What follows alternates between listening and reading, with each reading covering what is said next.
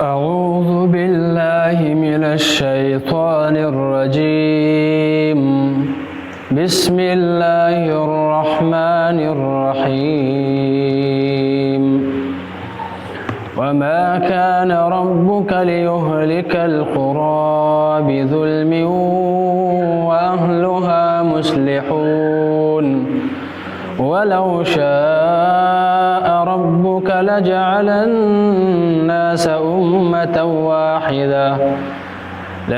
الناس أمة واحدة ولا يزالون مختلفين إلا من رحم ربك ولذلك خلقهم وتمت كلمة ربك لأملأن جهنم من الجنة والناس أجمعين. سورة هود 12 سپارہ او په سورة هود کې 117 نمبر آیات ده. بسم الله الرحمن الرحيم. وما كان ربك ندر ربستا ليهلك چې هلاک کړي القرى کلوالا بظلم په وجه د ظلم داغي واهلها مصلحون او اوسیدونکي داغي اصلاح کوونکي.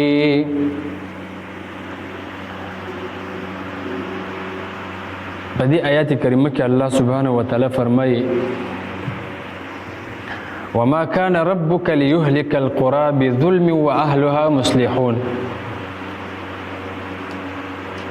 ان دې رب ستا چې هلاک کړي کلیواله په وجه د ظلم د هغې او د دغه کلیواله خلک اصلاح کوونکي خلک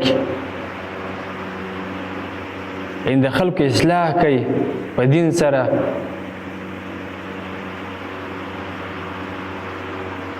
نو په دې آیت کریمه کې الله رب العالمین فرمایي چې نهی عن المنکر دا سبب د نجات دی د ټولو کلو.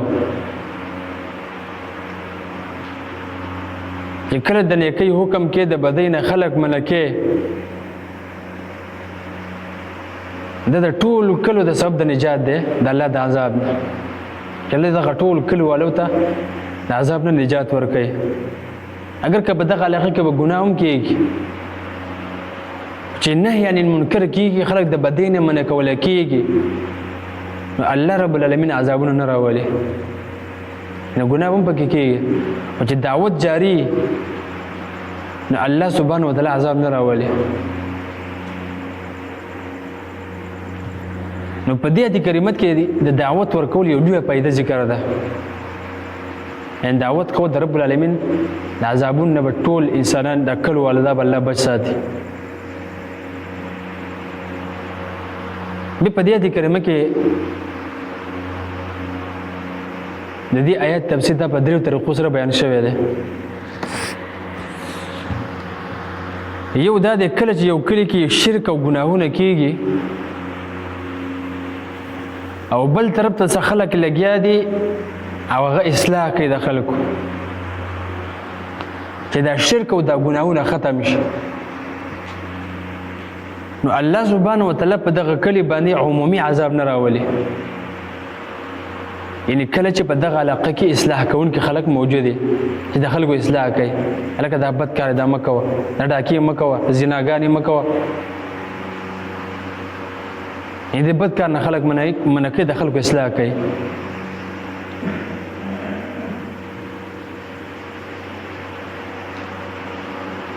د دې وجه نه به خلکو ته د نیکۍ حکم کوي د بدۍ نه به خلک منع کوي.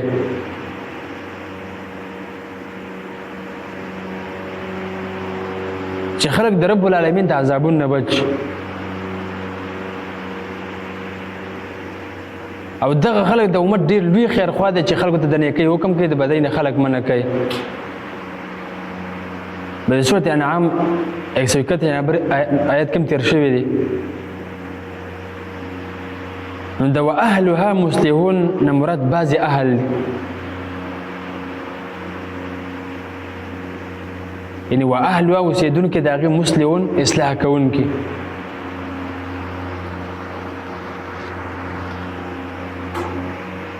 ځکه د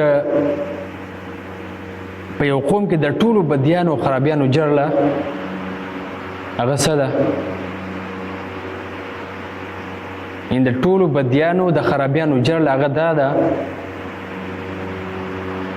چې په دغه قوم کې عقلمن او پوه خلک او خيار خلک یعنی بندګان ته د نیکۍ حکم او د بدۍ نه خلک منع کول دا پرېږدي. یعنی د نیکۍ حکم نه کوي، د بدۍ نه خلک نه منع کوي. دا د ټولو بدیانو د ګناهونو جرله ده، د خرابیانو جرله ده. الله سبحانه وتعالی په دې سورۃ آل عمران 104 نمبر آیت کې فرمایي ولتکم منکم امه يدعون الى الخير. الله سبحانه وتعالی فرمایي پتا څه کې دی یو ډلې چې هغه د خیر طرف ته دعوت ورکوي ويأمرون بالمعروف وينهون عن المنکر. یعنی خلکو ته د نیکۍ حکم کوي، د بدۍ نه دي خلک منع کوي. نو څه چل به وشي؟ الله تعالی د دې آیت په اخر کې فرمایي واولئک هم المفلحون. الله دغه خلک کامیاب دي. یعنی په دنیا کې هم دغه خلک کامیاب دي او په آخرت کې هم دغه خلک کامیاب دي چې کم خلک د نیکۍ حکم کوي، د بدۍ نه خلک منع کوي.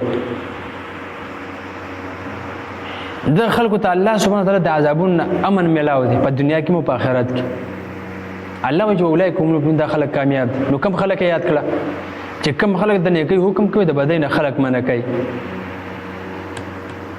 ته نبی کریم صلی الله علیه وسلم صحیح حدیث دی چې امام ابو داود او ترمذی رحم الله نقل کړی دی.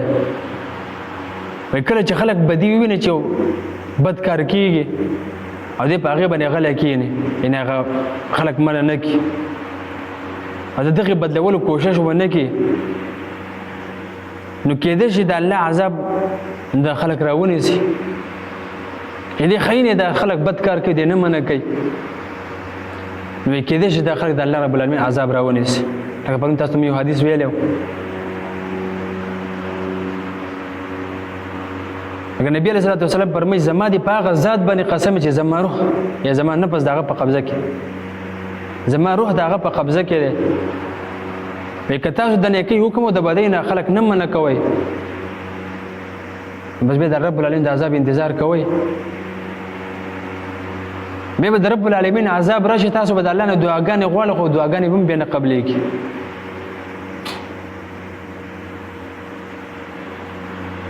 دویم تفسیر په دې آیت کې دا بیان شوی دی چې که یو مشرک قوم خپل منځ کې د یو بل د حقوقو خیال ساتي، یو مشرک قوم یعنی خپل منځ کې د یو بل د حقوقو خیال ساتي او خپل منځ کې ظلم او زیاتې نه کوي، یو طاقتور انسان، یو قوي انسان د کمزوري انسان هغه څیز نه غصب کوي، هغه نه خوري، د هغه حق نه وایي، نو صرف د شرک په وجه الله رب العالمین هغوی نه هلاک کوي. لکه د شعیب علیه السلام قوم یې په ناب تول په کمي کولو په وجه باندې الله رب العالمین هلاک کړ. د لوط علیه السلام قوم الله سبحانه وتعالی په سبب د لواطت هلاک کړه چې د هلکانو به خپل خواهش پوره کو، چې نور ګناهونو سره الله سبحانه وتعالی هغوی هلاک کړه. نه د رب العالمین ډېر لوی رحم دی. نو د ظلم نه مراد شرک دی. د شیخ الاسلام ابن تیمیه رحمه الله وینا ده چې حکومت دا د کفر سره خو باقي پاتې کیږي، لیکن د ظلم سره باقي نه پاتې کیږي. یعنی کله چې یو قوم یا یو حکومت ظالم شي نو الله رب العالمین هغه ختموي. غوره په دې کې دا ده چې ظلم مطلق فساد ته ویل کېږي، چې شرک او ټولو ګناهونو ته شاملېږي. که دا تفسیر واغسته نو بیا به د ظلم نه مراد ما سوا د شرک نه واغستی شي. هلته چې شرک دا د ټول نه لوی ظلم دی.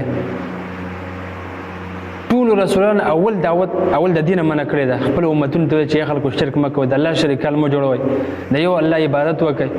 ټولو پیغمبرانو دا دعوت ورکړی. نو شرک د ټول نه لوی ظلم دی. او دریم تفسیر پکې دا هم دی په دې آیت کریمه کې صاحب د منار رحمه الله داسې مقصد بیان کړی دی. وما كان ربك ليهلك القرى بظلم واهلها مصلحون. وی ستا د رب دا شان نه دی او دا عادت نه دی چې امتونه هلاک کړي په ظلم سره أي بظلم منه لها في حال كون أهلها مصلحين في الأرض. یعنی الله رب العالمین په ظلم وکي په داسې حال کې چې دغه اوسیدونکو په ځمکه کې اصلاح کوي، مجتنبین للفساد والظلم، او د فساد او ظلم نه ځان ساتي، چې فساد نه کوي، ظلم نه کوي، هغې نه ځان ساتي. بلکې هغه خلک یې هلاک کړي دي او هلاکوي چې هغې ظلم کوي. د هلاکت سبب هغه ظلم دی.